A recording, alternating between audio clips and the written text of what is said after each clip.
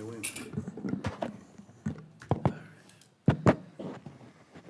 Rick? But no, this first part's important, so we can be.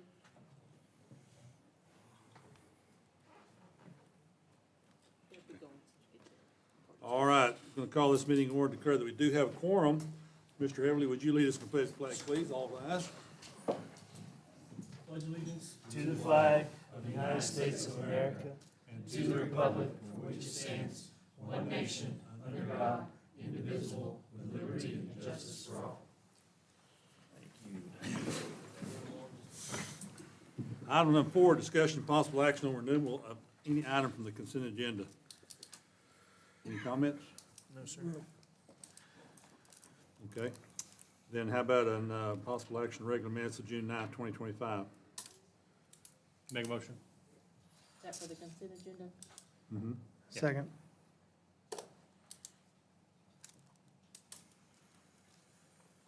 Mendiola, Yes.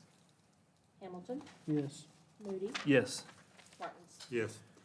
Okay, under consent agenda, also possible action on invoice pay report for June 2025. Can do all those at once. Yeah, we You can follow do them all at one. once? Okay. Yeah. So, I want to single out C, though. Let's do a reappointment of Shannon Van. I do want a motion on that one, please. I make a motion. Okay. To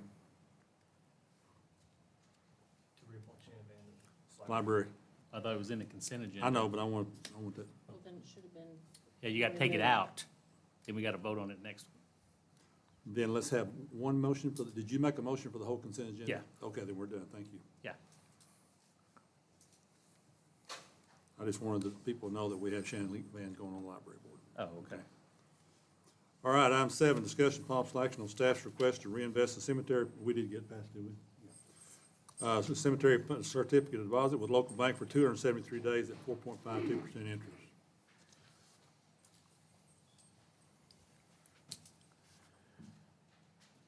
Is that the same thing as the reserve CD? it's just a different CD, yeah. Okay. Do I have reserve in the, Okay, it's just, okay. Make a motion, we reinvest the South Salt Reserve CD with local bank. no, it's the cemetery. Do I have Cemetery that in the fund. box? Cemetery fund. Yeah, Okay, at the well, I bottom just- it says. Okay, I just didn't get it changed. Okay. So, yeah, cemetery. Make a motion, we reinvest the cemetery fund deposit, certificate of deposit with local bank for 273 days at 4.52%. Second. Mendiola, Yes. Moody, Yes. Hamilton. Yes. Martins. Yes. Item 8, Mr. Richard Looper wants to speak to us tonight about the animal ordinance and animal nuisance concerns. Rich, come on up.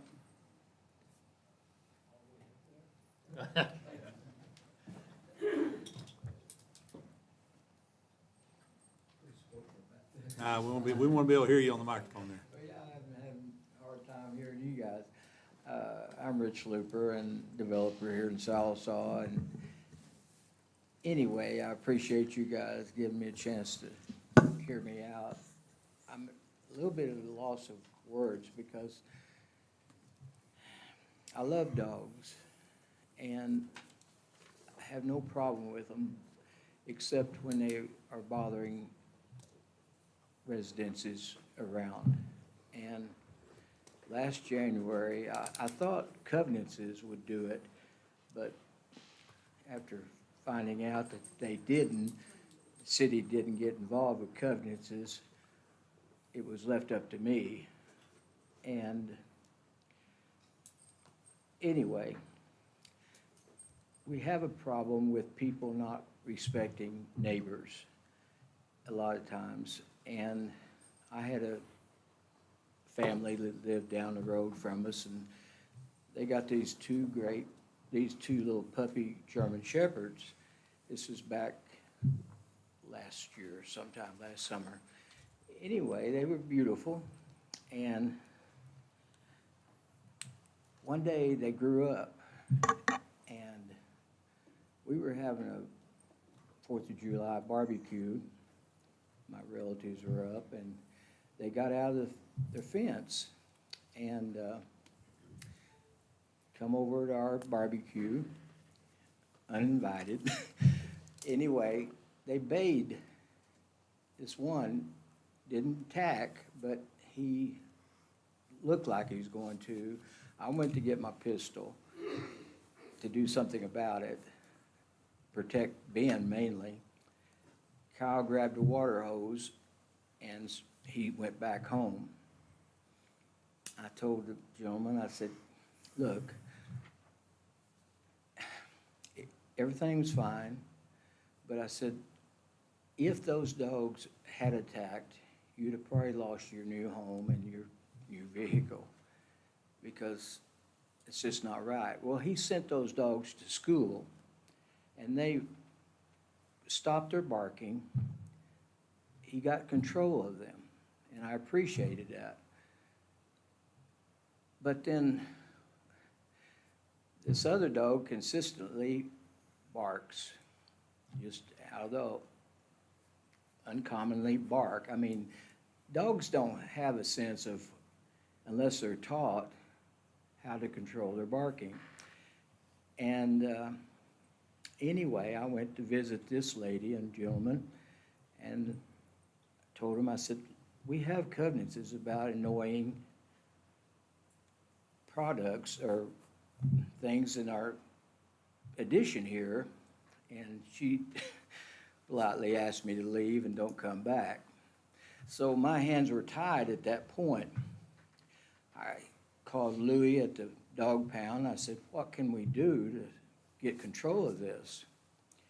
He said, well, write a letter and we'll present it to her lawyer. It was denied. This was last January. It was denied. So then I called Keith Miller. I said, Keith, what can we do? And he said, well, we've got an agenda coming up. And I think Brian, the city manager, advised me at that point to wait till the second meeting, or the first meeting in July, which is tonight. So that's what I'm here for. I regret it. I don't know what the solution is. I just know that my realtor tells me that this is a problem throughout the city of Sallisaw, of dark barking dogs. If the people, the owners, don't teach their dog not to bark, they don't know any better. But there are obedience schools, like the family that sent their dogs to obedience school, and that was the end of the issue. But if you guys can let me know some way or something that I can do or we can do, I would appreciate it. Thank you. Thank you.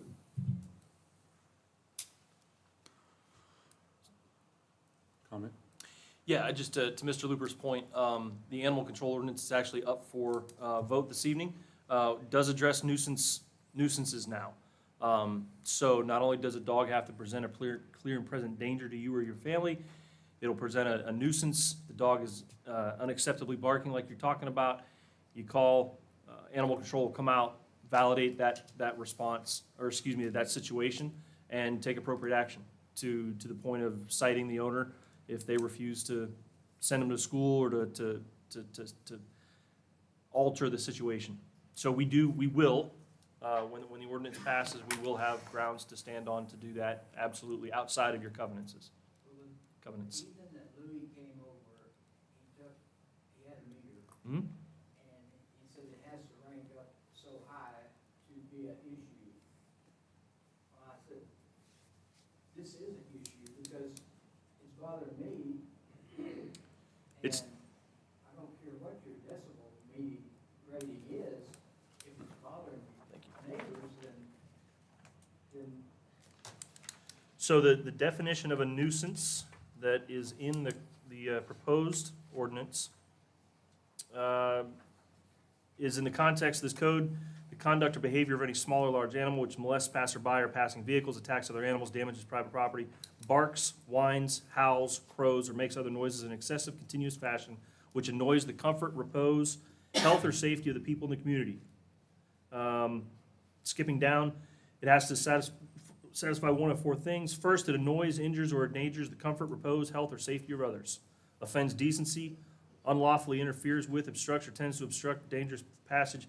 Really, what you're talking about, sir, is that first one. Annoys, injures, or endangers the comfort, repose, health, or safety. And the fourth one here, in any way renders other persons insecure in life or use of property. This section should not apply to pre-existing agricultural activities. But what the new ordinance will do is define nuisance.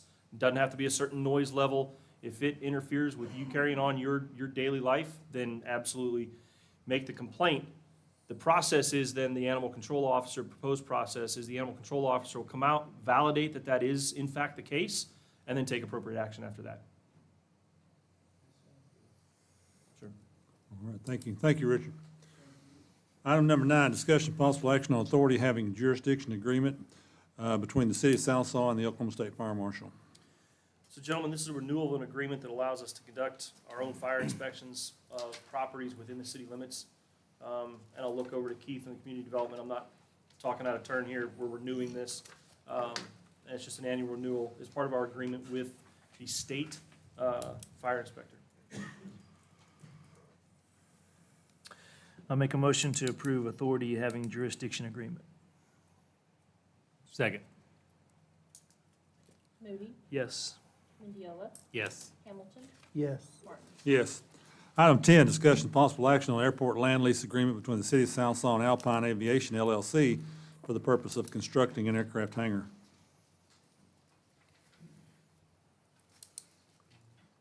So in your packet, you should have a copy of a lease to Alpine for the construction of a hangar. The land lease is 17 cents per foot, I believe, with an escalation on there after 5 years. Just pretty standard land lease with a reversion clause. That does have the new standards in there where the lease for the hangar will be for up to 30 years with 2 5-year extensions as approved by this board a few months back. So staff would recommend the approval of the lease for the construction of a hangar. I'll take any questions, yeah. It's 1 through 10, and then year 11, it goes up. There you and go. then every 11. Thank you. Is this one the pad's been built for? Pad's already poured, yeah, pad's already poured, and the red iron's on the ground, ready to go. Okay. So it'll require an airway obstruction approval from the FAA, which is another standard study they have to perform, and we would expect construction to begin within the next month or so. Questions? Go. Make a motion, we approve the airport and land lease agreement between the city of Southsaw and Alpine Aviation LLC. Second. Thank you, Jordan. Mendiola, Yes. Moody, Yes. Hamilton, Yes. Martin. Yes. Item 11, discussion possible action on resolution number 2025-10, which is a resolution amending the master fee schedule, establishing certain rates and fees for the city of Southsaw and superseding previous resolutions. I think we looked at this pretty thoroughly at the budget meeting, didn't we? Yes, sir. And it reflects all the changes that we made, briefed you all on it, postponed bringing it to before you until we get the animal control ordinance passed, because there are significant changes in section 8 with regards to the animal control ordinance. So the only concern that I have is the swimming pool. Is what? Okay. The swimming pool rates is my only concern. Because right now, we're looking at a $50 for a single person pass. And I looked at Parrot Island, $29.99. And they have way more than what we have. So, For a season pass, it was $29.99? yeah, for a resident, for that county. It's like a blue pass and then a gold pass. From what I looked up. It's like $20 just to go for a day. Yeah, it's like, It's like 20, I mean, it's almost cheaper to buy the season pass than it was to buy the, it allowed you to do unlimited day pass, I guess. You can't do like the events and stuff like that. But I just don't, I think $50 is, So based off of that, I'd agree with you. I was going off of $5 a day, what our daily rate is listed Right. in there. And then, you know, you have to go, what is it, 4, 5, 10 times to make that, to break even. And we really don't see, I'd defer to my folks who've been here for a while, there aren't a lot of individual passes going where it was really focused on the family Right. pass. And maybe, I mean, maybe I looked at the wrong one, but when I looked at it, Parrot Island was, Yeah, it's showing, $269 for a family of four. It's $80 for the individual. Oh, the cheapest one is 200 for the family of four, 60 for the individual. for residents. so 60s for residents. what? For an individual for the Yeah. residents. So I just feel like, 60 for what they are offering, which I know it's, in Fort Smith. But when we built this thing, that was one of our goals, was try to make it to where everybody could be able to afford it. And I'm not sure that at $50, residents are gonna be able to afford it for their kids. Yeah, but if you look down the next line, Poncho, family of four is gonna max out at $80, which is a lot cheaper than Parrot Island. There's a family of three. Well, family of three or four, it says, maximum of four family members, and we take that out. So, Yeah, it's we- one we adult changed and that, two didn't we? So children. it's family of three, I'm sorry. Yeah. So a family of three, if you have an additional child, is between 12, or between 15, 20, and $40. So that's additional. still a lot cheaper than Parrot Island if you do the family pass. Right, Brad? Yes. I'm just not, Gold pass is $80, and the blue pass is $59.99 Yeah. for individual. 60. yeah. So, I mean, to me, I think 50 is too much. I don't, we built this for the community, and I'm not sure that people are gonna be able to send their kid over there for $50 a season pass. I know it's not a lot to a lot of people, but right now, I think it might be. So, that's my thing. I was thinking season passes were gonna run around 30. That's kind of where I was at, but that is my point.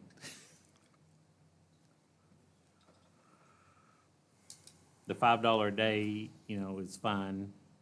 I just not sure if they can get $50 at one time, a lot of them.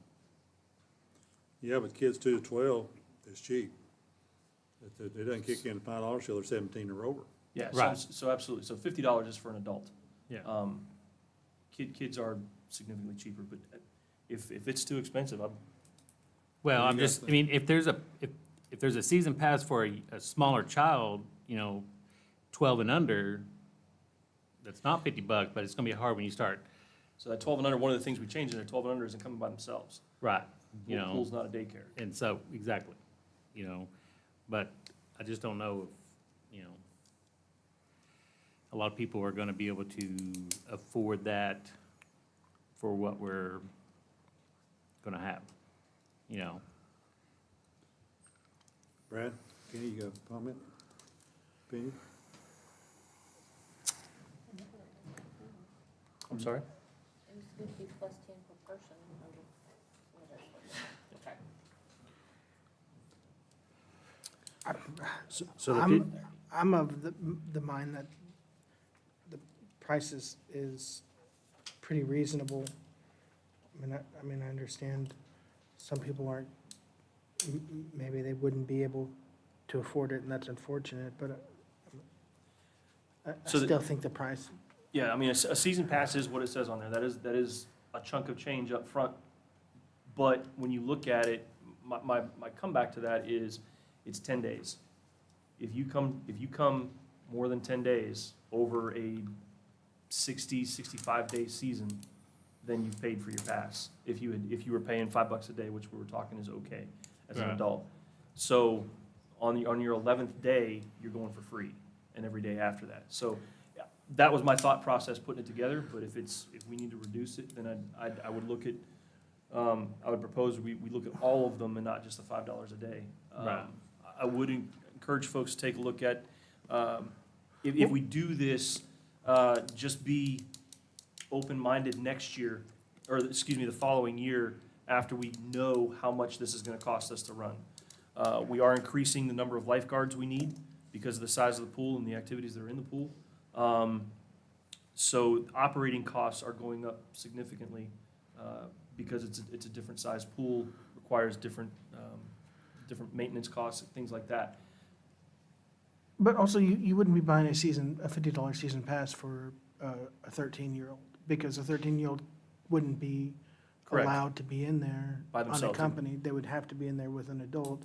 And so it stands to reason that that adult would have to have a pass, either a day pass, or it would be more economical to do the family pass.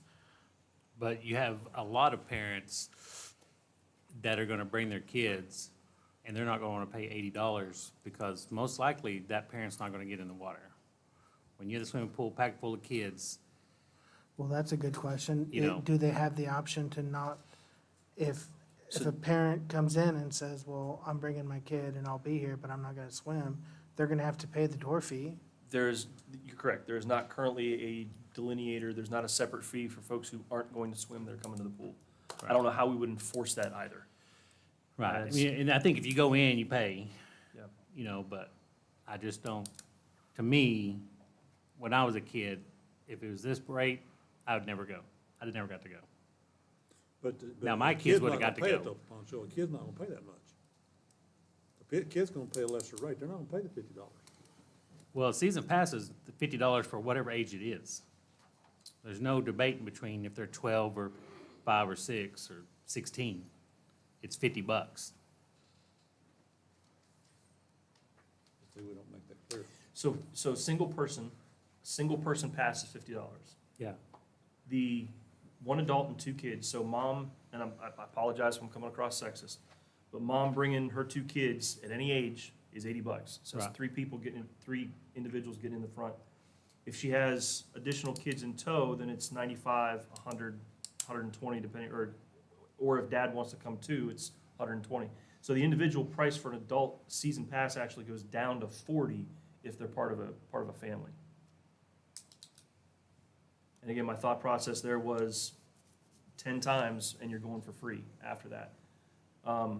It is a chunk of change up front, but I don't know how we do season passes that are $30 and then charge $5 coming through the front door every day on a day, because that's only 6 days. Well, Now you're swimming for but free after majority the of the first week. people, I feel like, unfortunately, try to come up with $5 every few days than to pull out $50 out of somebody's wallet right now. You know, a lot of the residents, I think, will pay the $5 every 2 or 3 days than instead of trying to pay a large sum. I just don't know. That was one thing when we built this pool, was we wanted to make it to where everybody could come. And at $50, I don't think everybody's gonna get to come. So, what I heard you say then is, the reason why you're asking is because they may have $5 in their hand, but they're not gonna have $50 to pay for a season pass. So theoretically, we should lower the daily rate, but keep the season pass at $50, because folks aren't gonna buy the season pass anyway, because all they have is today's money. Right. So it's not the $50 pass that's the issue, it's the daily fee, or the daily, Well, Price? I mean, I feel like we wanna get it down there to where people can buy the season passes. I just don't, you know, cause what was it, $2 to get in right now? The old pool, $2.50? Anybody? 3, it says. $3. $3? Cross out 3, yeah. You know, so I just, Pancho, I'm sorry, I just don't think it's too much. For everything we're gonna have, and like I say, the cost of running that thing is gonna be a lot more than what we've had. I just think that's kind of where we have to start. And, if we see that we can afford to lower it next year, then so be it. But I don't think $50 out of line whenever you're paying as much as you're paying over in Fort Smith for a water park over there. We're gonna have a slide, we're gonna have a splash pad, we're gonna have a nice pool. I just don't think the 50's out of line. I mean, what do you guys think? Yeah, I'm in agreement with that, because you're gonna have operational costs that are gonna be a lot more than in the past. right, but when we built this pool, in the discussions we've had previous, we knew this pool was not gonna make money. It's not a money maker. It's just a maintain, and it's something for the community and the kids. You know, if we're trying to make it to make money, it ain't gonna work. It's not gonna make money. You know, I don't think the You argument just is, stay afloat. I mean, that's Yeah, it. we're not making money, we're just trying to minimize the cost. Well, and it's not just stay afloat, it's stay afloat and look, pay back the bond that we took out on this. I mean, this is a multi-million-dollar project. Right. So, George, you wanted? Yeah, I was just gonna say, I think there's a good compromise. If I'm hearing you correctly, Pancho, the problem is kind of the $50 at once. Yeah. What if we, it doesn't have to be an or issue, like Ron would say, it could be an and issue. What if we did a monthly rate where we break that down to $25 a month? And that way that, you know, they have to come up with considerably less, we still get the operational cost, and then, you know, it's not gonna be an inhibitor. And the thought process behind a season pass is it's a bulk rate. Right. So. No, I agree. I mean, the season passes is where you want to go. So do we want to look at a monthly? So I guess the question is, how much, because I'm trying to, again, the thought process was it's a bulk rate, so we're trying to save folks money in the long run, but our speed bump is how much cash they have available at one time. Right. So like you said, you may have $5, 20 days out of the summer, it's $100 going to the pool. Right. Where I'm only, at a season pass right now, proposed is only $50. Right. And if we split it up into a monthly rate of 25, it's still $50. So are we, I don't know, it's kind of a darned if you do and darned if you don't kind of thing, because you're absolutely right. If $5 is an okay number, and I think everybody's, I'm thinking everybody's saying north and south, $5 is okay. Yeah, I think that your daily $5 rate, I don't think it's a big problem. You know, But it's just having the cash up front. it's just cash, I mean, because they send these kids to the football games, they send them to the basketball games, you know, to pay to get in, and all the events that go around the city. And it's the small, $5 here, $5 there, that part nobody misses. But, I mean, if you ask me right now for $50 out of my wallet, I mean, Okay. I don't have it, I got 20, you know, and I think that's the way a lot of the people are gonna be. So what's the, There's an argument to be made also that it's gonna catch no one by surprise when summertime arrives and the pool's open. Maybe don't wait until the gates are open before you start considering whether or not you can afford the season pass. I mean, there has to be, so is there a compromise? And we are absolutely making sausage in front of everybody, but is there take the $25 a month, season passes, and say, through May 15th, there's a 10% discount. If you pre-order your season passes, prepay your season passes before May, and I'm just throwing out a number here, there's a 10% discount on any season pass. That's a week-ish before the pool opens, if I'm tracking right, school lets out. Memorial Day weekend is usually the first big weekend that it's open. Okay? Then 15 May, just putting a mark on the wall, passes bought before 15 May, 10% discount, or is that enough? Is 45 enough?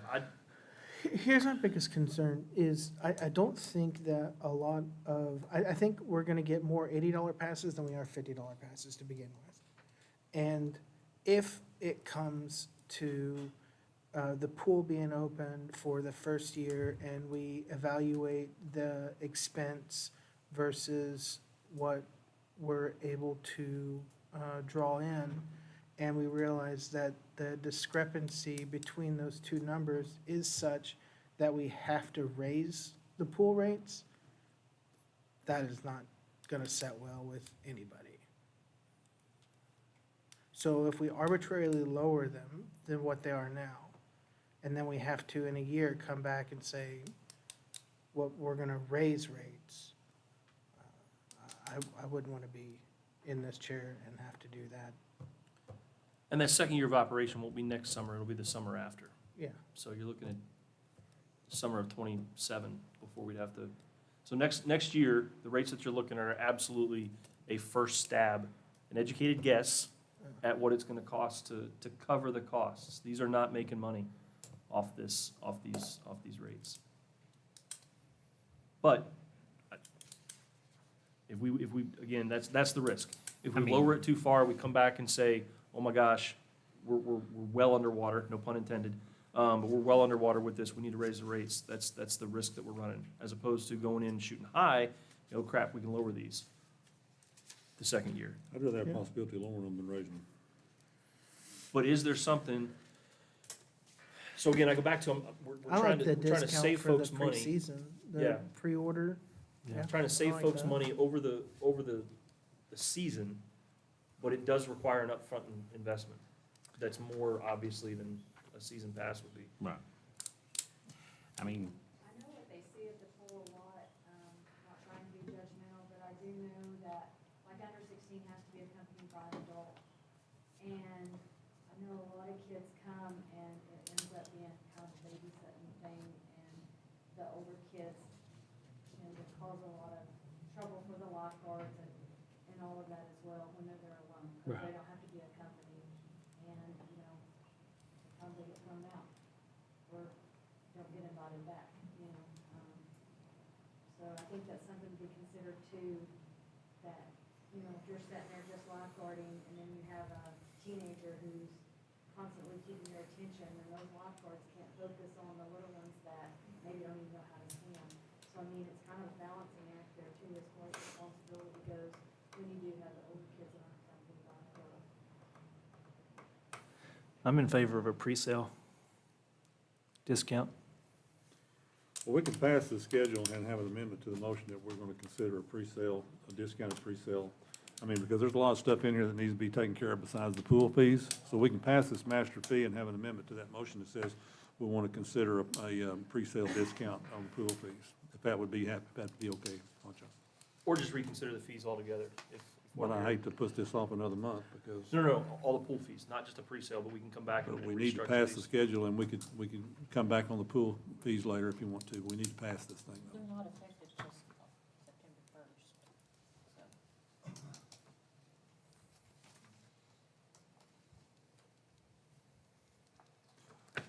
so. Or we can have a motion to table it. What were you looking at for the price of the individual one as opposed to the 50? for a season pass, Yeah, I mean, split the difference between what it was and what it is and do 40? Or were you wanting it to go back down to 30?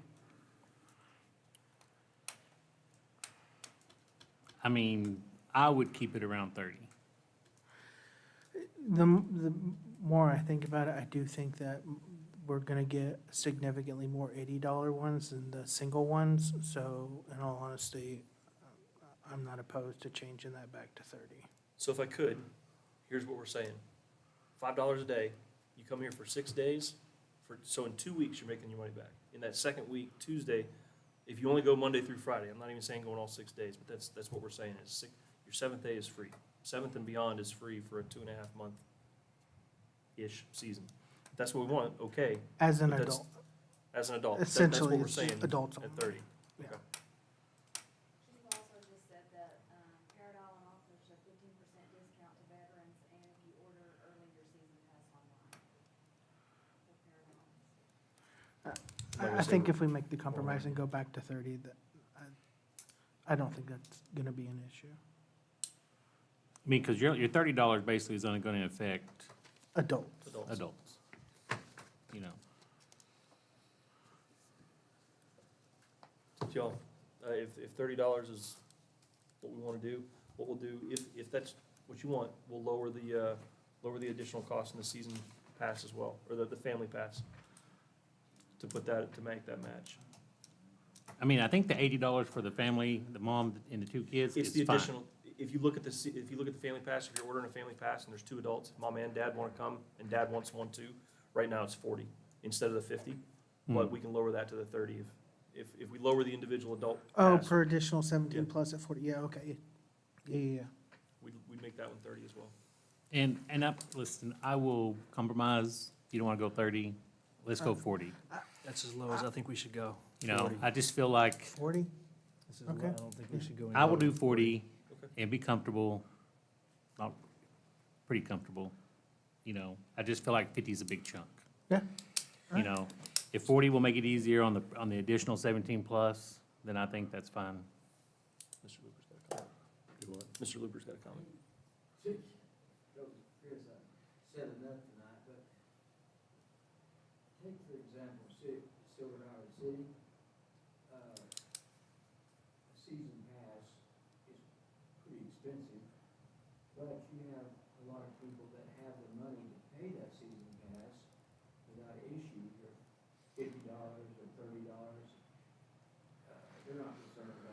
they would pay $200-300 for a season pass to go, to have it, and they can afford it. But then the less income people don't have this money. Like Pancho was saying, it stresses them to come up with $50. But a season pass to a lot of people here in Southall would get issued on at whatever amount, and that would help maintain the pool as well as help the special project. So gentlemen, if what I'm hearing correctly, and thank you, sir, appreciate it. If what I'm hearing correctly, we'll reduce the adult season pass to $40. If it's all right with you, we will also reduce the additional adult in the family pass to $30. To $30. To make that yes. a discount as Yes. well. So do we need to table this an issue tonight and make the changes and do it in August, or what we need to do? So I'd recommend if everybody's agreeing to those two changes, Yes. I think we can have a motion to pass the fee schedule with those two changes annotated, and we will move forward, if that's agreeable. I can live with that. Yep. Put Sorry. it in motion, I let's go. like it. Make a motion, we approve resolution 2025-10 with the two changes of the adult single-person pass to $40 and the additional 17+ to $30. Second? Mendiola, Yes. Hamilton, Yes. Moody, Yes. Martin. Yes. Item 11, discussion and possible action on resolution 2025 already did that one, okay. Item 12, consider approval of resolution 2025-11, a resolution amending the personnel policies for the municipal employee of the city of Southall, Oklahoma. So gentlemen, this is a personnel policy update. When I came in, it was under draft. The staff and my predecessor had talked about making some changes and just never finished it and brought it forward. Had several working groups over the past several months work on this, moved through it line by line in some cases. So we've captured in the attachments the changes that were brought forward in the attachment that was on the agenda. And really, the highlights are the additional holidays, Martin Luther King Day, adding Martin Luther King Day, adding Good Friday and Juneteenth, and really delegating some of the authority that we talked about to not just the responsibility, but also delegating the authority to some of the supervisors, the crew leaders for evaluations and things of that nature. Good. Make a motion on resolution 2025-11. Second. Hamilton, Yes. Moody, Yes. Yes. Mendiola, Martin. Yes. Item 13, discussion and possible So- action, If we could we move 13 to give you folks more time to provide you feedback? Could we move 13 down to 16? After 16, give them more time to provide feedback. I know there's a group of folks, still looking. I want to give them as much time as you all will allow them to have to find any additional changes Okay. or additional mistakes that I made.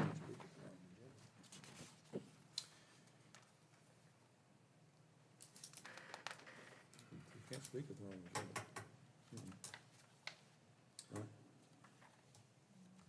If there's issues, can we not table it? We don't want that, but I know we don't, but if there's issues, can I we? thought we hammered those issues out before we met tonight. We did. But again, so the one mistake that we're talking about, and for everybody not in the room, Let me read the policy first, yep, then we'll sorry. discuss it, okay? Sure. All right, discussion of possible action on ordinance number 2025-12, an ordinance repealing Chapter 10, all sections of South Sioux Code according to a new Chapter 10, providing for the regulation of animals, including severability clause, repealing all conflicting ordinances, providing for clarification. Now we can discuss it. Yes, sir, I apologize. So what you see in front of you, and what was in the agenda packet reflects an enormous amount of hard work by everybody involved. A lot of people have been working on this for over a year. I've been fortunate enough to work on it for the past 6 months. And I'll lovingly refer to it as the subcommittee members. A lot of them are here, that met for months, the past several months after the planning commission, with members of the planning commission helping us as well. The differences were laid out in the comparison chart. The issue today, if you will, is that I did not capture correctly a change that the group had compromised on and the group had put forward at the last meeting. The document that you have in front of you fresh document they have in front of you in in section 10-23, there was a B1, I think it was, without having it in front of me. Yep, 10-23 B1 was, it talked about a health risk, and the group had talked about limiting it to, hey, if your vet says spaying and neutering your animal would be an issue, then the vet writes an exception letter and you keep that with you. That is the change that I missed. It was my fault. Missed it. It was brought up to me before the meeting. We corrected it. There were hard copies on the front desk of all the changes, as well as you all have hard copies of the new document inclusive. Ask a group to continue to look at it. If there are any issues with it, bring that up, and that's why I was asking to postpone it for another 5 or 10 minutes, to give them another 5 or 10 minutes to take a look at it. But it was my attempt to be open, honest, transparent with everybody, that it was my fault that was in there. It wasn't any ill will or malicious intent to take that off. When it was brought up, it was in my notes to change it, and I didn't. As So, far as I know, that's the only change that needed to be made, not, right, that we were concerned about. Julie, I will, just, That's the yes. only one that we have found. Okay, so as far as I know, it's done in the new document you handed us tonight. I think we're good to go. You all agree? Okay. are there any questions or comments from everybody? I'm sorry, Mr. Mayor. Just to make sure everybody gets a say on it. I don't want to. I want to Rush echo what this. Brian said. I think you guys did a lot of hard work on this, and so, at times, there was some tension, and there were some hard feelings, and there was some aggravation that went with it, but I sure did appreciate, when we started this venture a year ago, this is kind of what I had in mind, for us to come together and a meeting of the minds to get this thing where everybody could live with it. And as Pancho said, not everybody's gonna like parts of it, but we gotta figure out a way to live with it, and I appreciate what you all did on that, and appreciate your input. And I think this is a really good document for us to move forward with, so. Sure. Do I have a motion? I make a motion to approve ordinance number 2025-12 With the. with the changes. With the change noted tonight, yes. Second. Moody, Yes. Hamilton, Yes. Mendiola. Yes. Martins. Yes. And again, thank you all very, very much for what you did for all this. 14, discussion and possible action on ordinance number 2025-13, which is an ordinance amending the Code of Ordinances of the City of Sallisaw, Oklahoma, by establishing a new section 175 in Chapter 102, Article 3, detachment, by establishing guidelines providing for the detachment of a single parcel from the corporate limits of the City of Sallisaw, Oklahoma, and establishing conditions for approval, establishing an effective date, including a severability clause, repealing all conflicting ordinances, and providing for codification. Counselor, did I read that right? Yes, All right, thank you. All right, gentlemen and audience, this is at the request from last meeting. We've created a detachment ordinance. The team was able to pull this together a lot faster than we had anticipated. But this is what we feel is a proper detachment ordinance that will not only give us the prerequisites to even come before this body, but also the process from start to finish for an application, who can apply for it, and the rules. The prerequisites that are laid out in the document are there to allow us to look at a request and deny it at the staff level if it doesn't meet the prerequisites. If it meets the prerequisites, we bring that forward to you all. If a citizen has an issue and doesn't agree with us, then there are recompenses in there as far as asking for additional adjudication. Did I miss anything, Keith? Chris?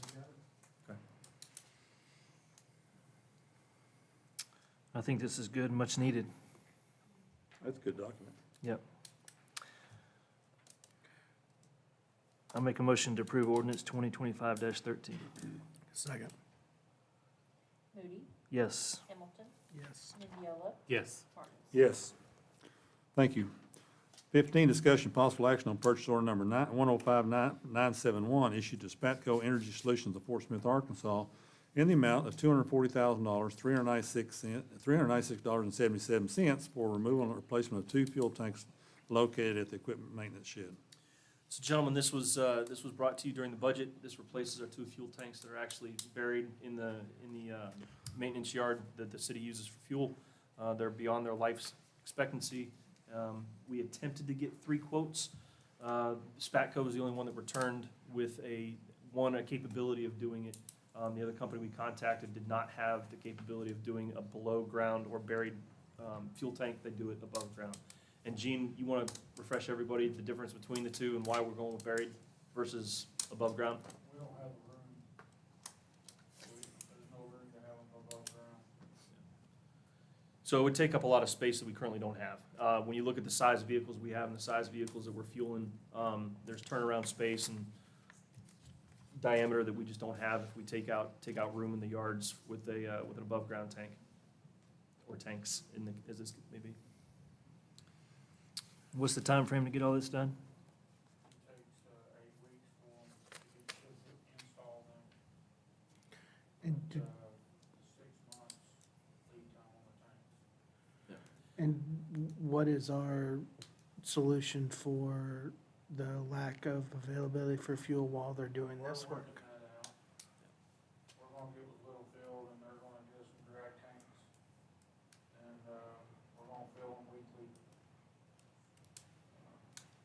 They're already aware of our situation if we end up doing this. Uh-huh. Chad's gonna take care of it for us. Okay.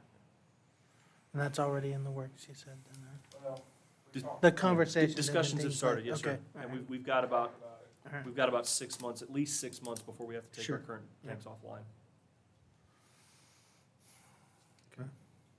Make a motion on purchase order 105971, issued to Spatco Energy Solutions of Fort Smith in the amount of $240,396.77. Second. Hamilton, Yes. Moody, Yes. Yes. Mendiola, Martins. Yes. Item 16, possible action to extend stay on case number 02-25-2C, which is condemnation of dilapidated structure for 2412 East Cherokee Avenue, which is Old Ed's Truck Stop. Mr. Gentlemen, at this time, I'll turn it over to code enforcement, talk to the, Which one of you want to speak? Travis is moving that way. Throw me up there, Thank you. I was unable, I attempted, the last note that I had was available for last month. All the status for the sale of the original Edge Truck Stop has been put on hold. Speaking with the realtor, there was a holdup with the purchasers, the buyer's bank, needing some kind of documentation. I checked with SCA Title Company just this afternoon, approximately 4 PM, and they said it was still on hold. They did not even understand why, or what the bank was still needing. So, if the council sees fit, I say we move forward with the condemnation itself for the dilapidation of that building. How long exactly, this is the same story we've heard for how long now? Since February. February, It's yeah. been long. This is this is the fourth time we talked about it, isn't it? Third I and believe fourth. so, yes, sir.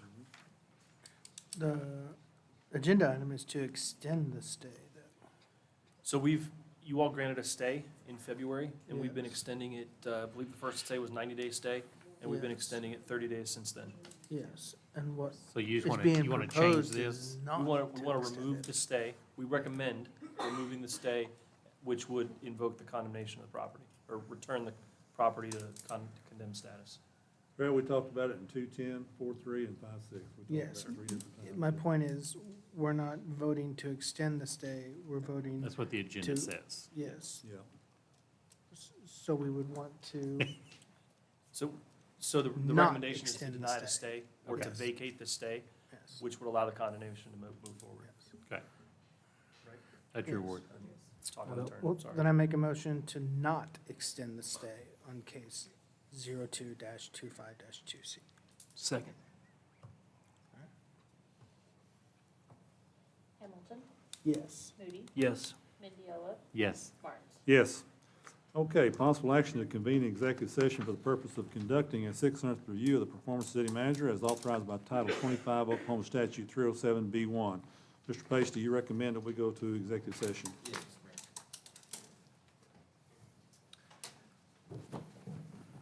Need a motion. I make a motion. Second. Who made it? I did.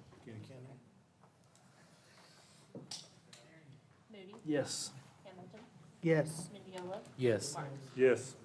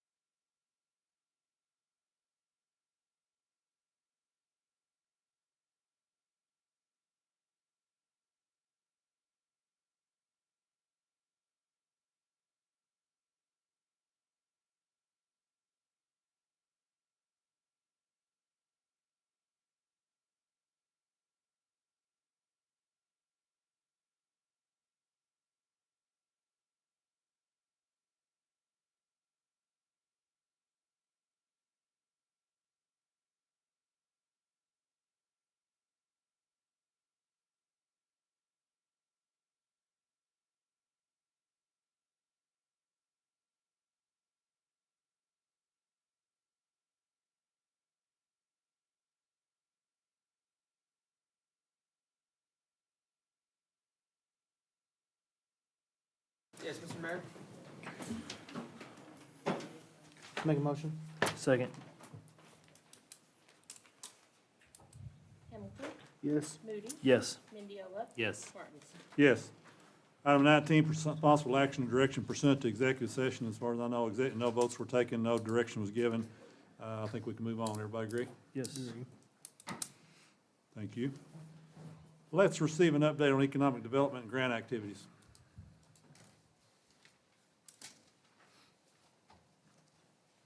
Thank you, Mr. Mayor. Administratively, we moved Skylar into my department and moved to the second floor.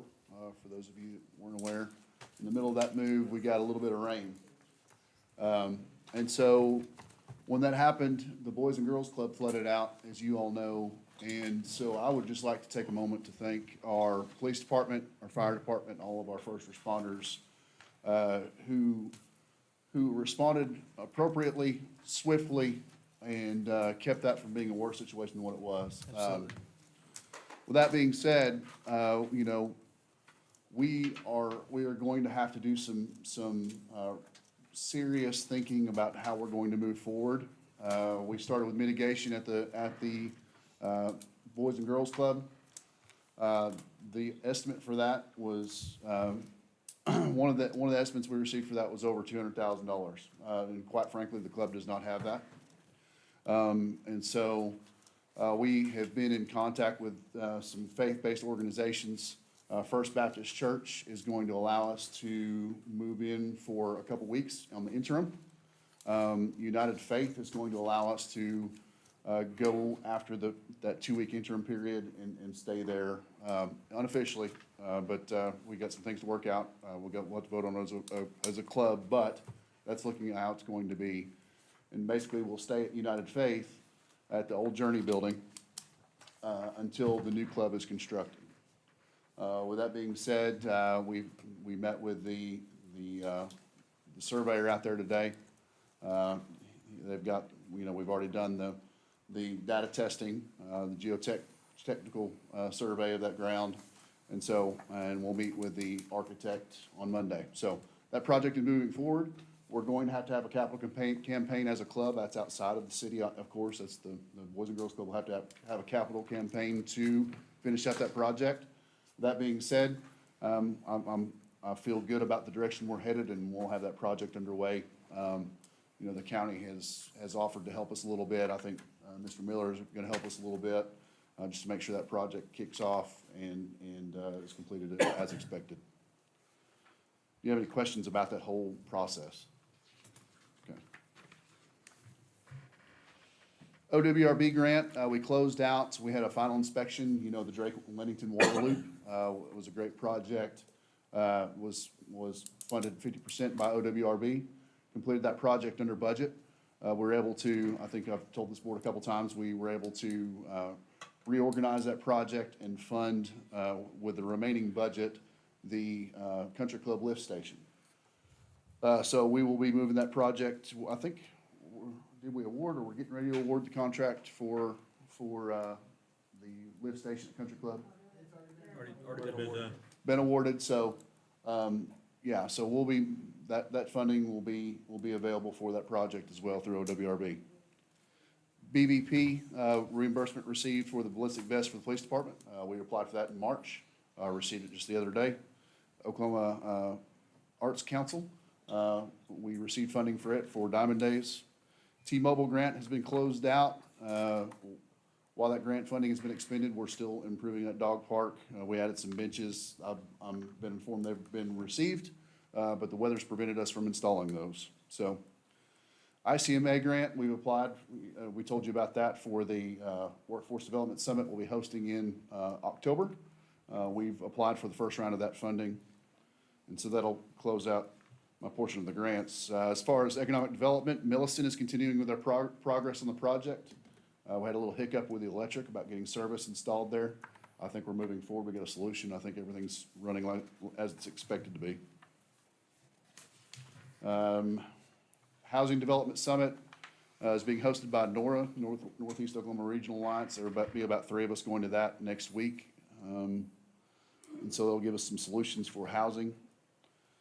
Main Street is going to host an ice cream social, July 29th from 6 to 8. And of course, the Lions Club Rodeo is this month, starting July 31st to August the 2nd. So that's all I've got for an update, unless you have some questions. Thank you. Thank you. Thank you, George. How about administrator report, Mr. Evelyn? Sir, upcoming events, 11 August is the next regularly scheduled meeting for the commission here. The 18th will be a special joint meeting between the planning commission and the commission, board of commissioners for a leadership workshop from 6:30 to 8:30 on the 18th. August, and that'll be the first formal visit from them, from Olson, to help us through with the comprehensive master plan. But as you see there on the 19th, in the morning, they'll be working with us, us being the city staff that morning, and then a visioning workshop that afternoon from 4 to 5:30 with the stakeholder group. The 8th is our next meeting, regular meeting here in September, and then September 24th and 25th will be a planning charrette, the stakeholder meetings, again, on the 24th, from 9 to 12 and 3 to 4:30 on the 25th, with a public open house on the 25th from 6 to 7. All of that will be done at the Wheeler Event Center. Again, so the comprehensive master plan is kicking off and is running. If folks have been invited to that, please check your email. As we create the stakeholder group. As far as reports, you've seen on Facebook, road milling has begun, an overlay. McGee is where we started on that side of town, and as was briefed earlier this spring, we will move to various parts. All roads in all 4 wards will be milled and overlaid. There is if you go back and look, I don't have it in front of me, I'm sorry, but there is a PowerPoint slide that shows where and about the length of road in those neighborhoods. Water meters, we're installing the 1,800 we have. We are working with the company to procure a smaller amount and to trade an amount of the meters we have for 5/8" meters. We're finding that we have a lot of smaller diameter lines than we thought we did. So we're working on that. Electric meters, we think we're gonna install those here in the next couple of weeks, and those will go very quickly. We have enough for everybody. We'll get an electric meter. AMI meters are approximately 1,800. That's our goal. We're probably sitting around 1,500-ish if we can trade them out in time. Pool project, moving along. It is full, thank you, Lord, but it is the wrong kind of water and we weren't ready for it. So the splash pad foundation was redone. It is much better. Bottom line is that for the amount of money we're spending, we're not going to have something that looks like garbage. So we actually be blunt and very upfront. We had them take that out. And re-pour it. Much better second pour, much better second effort. Again, a quality product. We're at the punch list phase with the concession stands in the other buildings. It is still going to be a while before the pool itself is actually open, and I'm getting more and more pessimistic that we'll be able to open it this year at all. Skate park. We've re-engaged the designer, and we are moving toward 100% to get that thing bid here in the next 30 to 60 days and start progress on the skate park and hopefully turning dirt by September, October timeframe. No change to the soccer fields, but we are approaching the mid-August deadline that I gave the staff. Bottom line is, if we don't have any resolution on the grants that we've applied for to cover some of the additional costs, that we will probably wind up having to reduce greatly our scope of work on the soccer fields. But bottom line is, we will just have soccer fields. There won't be any associated parking lot or anything like that with them. But we will have soccer fields for the kids to play on next spring. Auction, we are still planning on having a city auction targeted for September-ish. We still haven't locked in a time with the auctioneer, but you will have an excess property documentation coming in August to set the conditions for that.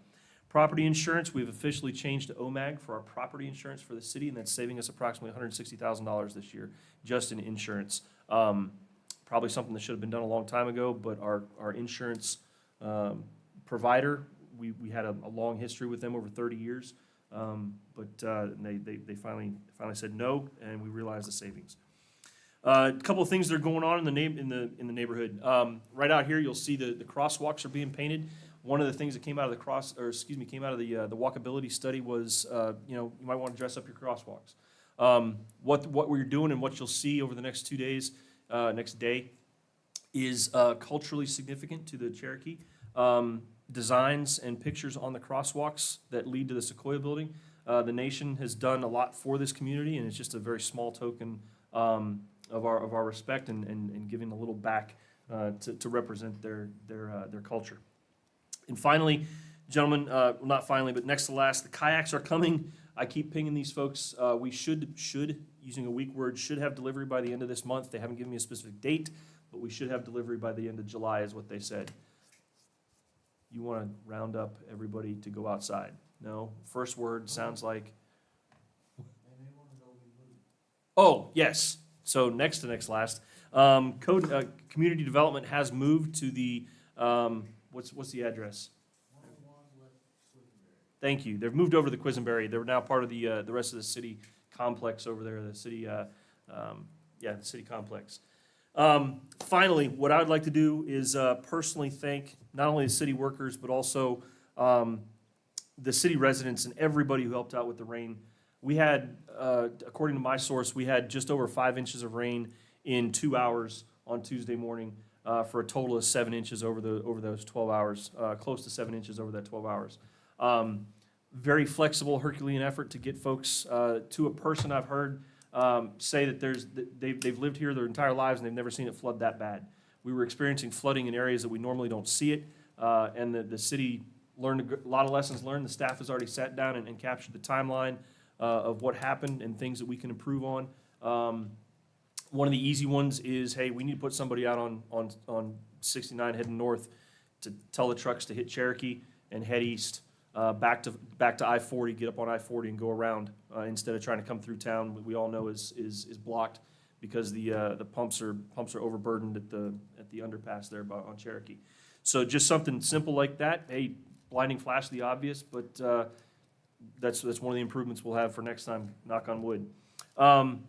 But not only the rain. A lot of you remember that a couple weeks ago, 3 individuals were horrifically hurt and injured in a fireworks accident. This community came together over a week, over last week, and have provided funds to the Chamber of Commerce that they'll donate approximately $2,000 to the families of those three individuals that were hurt. So very blessed and honored and proud to be part of this community. Sir? Thank you. Adjourn? Hold on, I got one thing. I just want to say thanks, Tim. I know Tim's already left from American Red Cross, but between him, his team, Brian, his team, I think Tim told me they took care of 18 families yesterday. Was it yesterday? Yesterday. So gave out supplies. I know Kenny sent him over towards me since it's my ward, but I know he already left, but we appreciate that. Yeah. Thank you, all. I'll make a motion to adjourn. Motion adjourn? Second. Mendiola, Yes. Moody, Yes. Hamilton, Yes. Martins. Yes. That'll take us right into our SMA meeting. I'm gonna call that meeting to order and declare that we do have a quorum. Possible action on minutes of regular meeting of June 9th, 2025. I'll make a motion. Second. Mendiola, Yes. Moody, Yes. Hamilton. Yes. Martins. Yes. Item 4, discussion possible action on staff's request to reinvest the Southall Municipal Authority certificate deposit with local bank for 273 days at 4.52% interest. I'll make a motion. Second. Mendiola, Yes. Moody. Yes. Hamilton. Yes. Martins. Yes. Item 5, discussion and possible action on staff's request to reinvest the meter fund certificate of deposit with local bank for 273 days at 4.52% Make a motion. interest. Second. Mendiola, Yes. Moody. Yes. Hamilton. Yes. Martins. Yes. Item 6, discussion and possible action on Uptown Services Statement of Work number 24, an agreement to provide consulting services to the Southall Municipal Authority and authorize the general manager to sign. Thank you, Mayor. I think everybody's aware of Uptown Services and what they do for us. You might not be, Kenny, because I'm not sure that you were here this time last year. So what they do, we've had contracts with them for 24 years now, when we started with the DiamondNet. They help negotiate a lot of the DiamondNet contracts. They help do a lot of the filings and reportings that staff doesn't have the expertise or the time to do. regulatory filings, the Form 477, a bunch of the federal stuff. They keep up with, you know, a lot of the changes and stuff that's coming down the pipe, regulatory stuff, and keep us updated with that. They assist Clint and all of his guys with any kind of expertise that they need on any of the operational stuff as well. So this is just for a renewal of their statement of works number 24. $1,000 a month retainer. That's what it was, right? Mhm, Yeah. yes. Make a motion, we approve the Uptown Service Statement of Work number 24. Second. Mendiola, Yes. Moody, Yes. Hamilton. Yes. Martins. Yes. Item 7, discussion possible action on resolution number 2025-05, a resolution amending the master fee schedule establishing certain rates and fees with South Salem Municipal Authority and superseding previous resolutions. That would be a motion to adopt as amended earlier. Yes. I'll make a motion. Second. Moody, Yes. Hamilton, Yes. Mendiola, Yes. Martins. Yes. Item 8, discussion possible action on change order number 7 in the amount of $6,686.23 for the aquatic facility project, Hoy Construction Company. So gentlemen, this is a change order to address specific items, water heaters, things that should have been included in the original design but were not. What our discussion with the engineers and, the engineering firm and the architects is that they're going to cover this cost, but reduce it from their fee that we still owe them. We still owe them about $16,000, just as we finish out the contract and finish out the project. They will deduct this from their total bill. So while we will pay Hoy this amount of money, we'll recoup that in with the architects. They agree that this is too many mistakes on their fault, on their behalf, and that we should not be liable for them. I'll make a motion to approve change order number 7. Second. Moody, Yes. Hamilton, Yes. Mendiola, Yes. Martins. Yes. Item 9, discussion possible action on change order number 8 in the amount of $32,800, which is a deduct for the South Salem Aquatic Facility Project, which is Hoy Construction Company. So what this is Hoy had all of the sod work in their contract. Because Voy, the pool contractors, are not to a place where they're not to a place where we can lay the rest of the sod in the contract, Hoy wants to be done with the project and basically clean up and cash out, basically, is what they want to do. This is a hanging chad, if you will. We could not transfer it to Voy because they didn't have a line item in their contract. We'd have to completely go through redo their contract. So what we're gonna do is we're gonna deduct this from from Hoy's contract, and then we will allocate that amount of money or plan for that amount of money to then go direct with this same contractor. Whaling, I believe, Mr. Whaling, was the original contractor that's doing all the sod work out there anyway, but we will go direct with him instead of going through Hoy to lay that sod. Okay. When Voy is at a place where they're done with heavy equipment and that kind of thing. I'll make a motion to approve change order number 8. Second. Moody, Yes. Hamilton, Yes. Mendiola, Yes. Martins. Yes. Item 10, discussion possible action on authorizing amount not to exceed $80,000 for expenditures to service customer incentives during cable TV transition and authorize the general manager to sign streaming choice terms and funding agreement. So this amount of money is the maximum, obviously not to exceed the amount of money that we would like to have authorized for incentive opportunities for our customers and our client, or our residents as we transition from old school basic cable TV.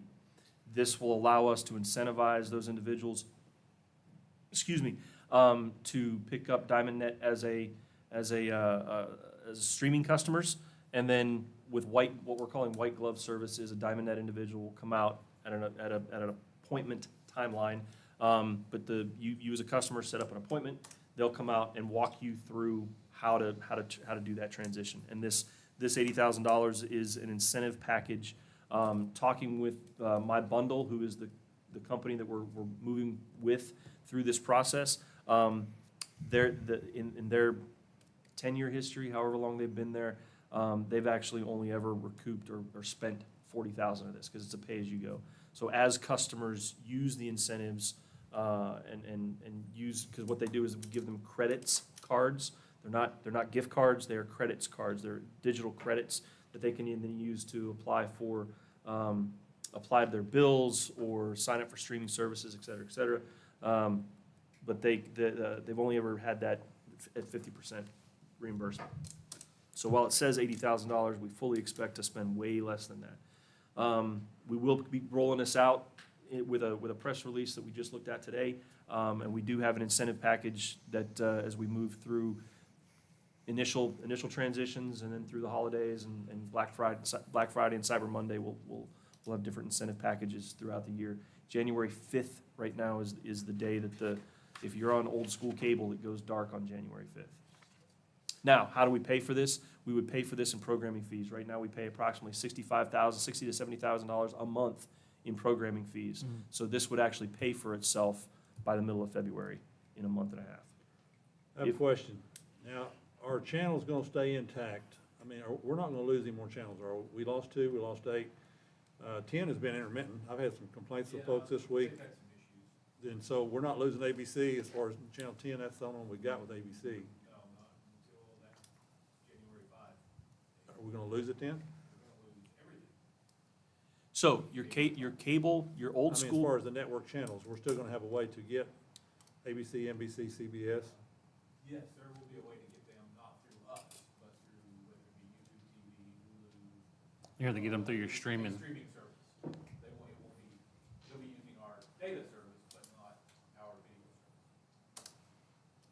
I think we need to get that word out there. I don't think Yeah, we just worked on that press release. we have a press release today, the public is, and then we're doing a six-month blitz on exactly that. And part of the process will be, we will offer our current cable customers white glove service as we transition. And that's what we talked about at budget retreat. Yes, sir. And this is all in line with the plan that we had. Yes, sir. I know we talked about it, but specifically I wanted to talk about those channels. That's a concern I'm still hearing from people. We don't wanna lose our network channels. Yeah, no, not until then, no. No. No. So Be as is. yeah, so you will have access or the ability to access local channels from streaming services, whether that's YouTube TV or Hulu Live. Motion, please. I make a motion to approve expenditures in an amount not to exceed 80,000. Second. Moody, Yes. Hamilton, Yes. Yes. Mendiola, Martin. Yes. Item 11, discussion and provide direction to staff and/or possible action concerning lease of landfill property for agricultural use. So gentlemen, this is really a please provide us feedback. We know several of you have actually been approached to lease the landfill property like we've done in the past. The landfill director and I drove around. He's prepared to have a couple other comments about whether or not we should. But as far as how we are gonna do this, because of the mitigation that we're doing involved in expanding the landfill, the amount of land available to lease is not the same. The area that we are going to have to mitigate downstream and improve streams and banks and all that good stuff, that's all gonna have to be fenced off and not accessible to cattle or to anybody, to be honest. So we drove, was it Friday? Friday, we drove around and put pins, digital pins. I've got Bo, our mapping guy, is coming up with a legal description of the ground that we are proposing to be leasable. But we are asking your feedback, one, if we want to do this, after you hear from the landfill director. And then two, if we do it, what else do you want to see as part of it? The draft that was in your packet is our first hack, if you will, first hack at it. It does include some control measures, and there will be an investment by whoever leases this land. There are gates and fences that need to be repaired, and places along the perimeter that currently there are no fences because we've leased larger parts of the land. We need to cut those off. Well, I was gonna ask, who's gonna be responsible for fencing it off? Is it gonna be us or the renter? The renter. In the proposed draft, what you have proposes that the renter installs those fences and gates. That could be quite a bit of fencing. Jamie, you want to hop up here? Because we leased it out years ago. We didn't did. Jamie? We did lease it out years ago. I mean, I'm not for it.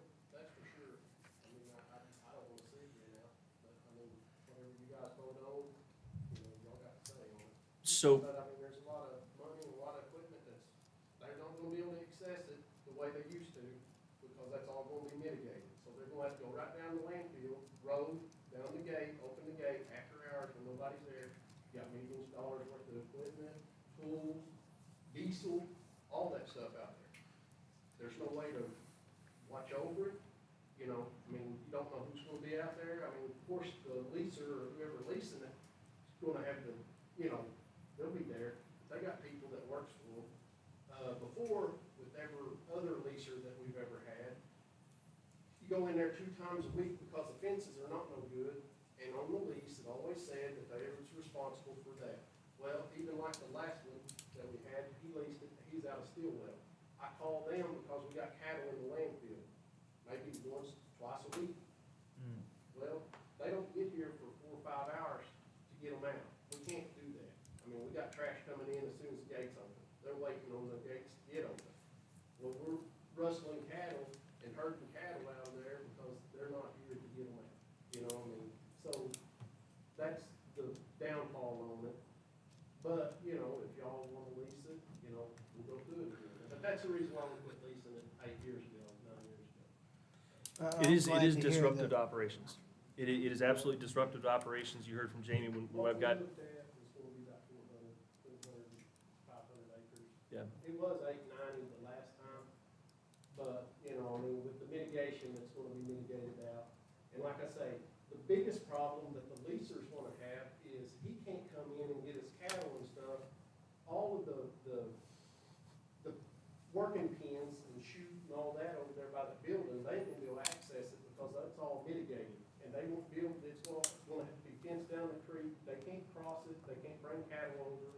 There's no way for them, they're gonna have to come in right there at the scale house and unload their cattle, and they're gonna have to get either a portable corral or whatever they choose to load them back up, because there's nothing there to load them up or catch them, which, I mean, anybody that's got cattle is gonna come up with something. They're just wanting something to run like cattle on the land. But, you know, there's no way, there's no roads going through that creek, the same creek that we're doing with the Corps. They're gonna have to make some kind of crossing to go check their cattle, because their cattle's not, I mean, there's just a little bit of land there by the scale house. Everything is on the south side of that creek. So, once, they're gonna have to figure out a way to, you know, do all that to access even looking at the cattle over there, you know. I can show you all, if you've got a Google map or any kind of map here, I can show you what I'm talking about. But it's, I'm not sure it's something that we want to get into.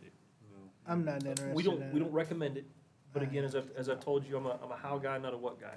Our recommendation is we don't do this, but if you want us to, there is a way to do it, and that's what you see in the draft is, and there's an investment required to be made, to address Jamie's concern about our landfill guys turning into ranchers 2 or 3 times a week.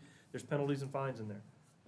And once they reach a certain number a month, it's grounds for us to cancel it. Yeah, I think we, I'd rather not even mess with Yeah, it. after hearing all that, I'm kinda like, If you have a motion, say no. I make a motion that we, action on this? I make a motion that we don't do it. Okay. I'll second. Moody, Yes. Hamilton, Yes. Uh, Mendiola, Yes. Martins. Yes. Adjournment, please. I'll make a motion. Second. Moody, Yes. Hamilton, Yes. Mendiola, Yes. Martins. Yes. At that time, we'll go right into the Library Authority meeting. I'm going to call the meeting to order and declare that we do have a quorum. Item number 3, possible action on minutes of regular meeting of December 12th, 2025. Make a motion. Second. Mendiola, Yes. Moody, Yes. Hamilton, Yes. Martins. Yes. Item 4, discussion possible action on staff's request to reinvest the Sallisaw Library Authority certificate deposit with local bank for 273 days at 4.52% interest. Make a motion. Second. Mendiola, Yes. Moody, Yes. Hamilton, Yes. Martins. Yes. Item 5, discussion possible action on staff's request to reinvest the Sallisaw Library Authority TUB CD with local bank for 273 days at 4.52%. Make a motion. Second.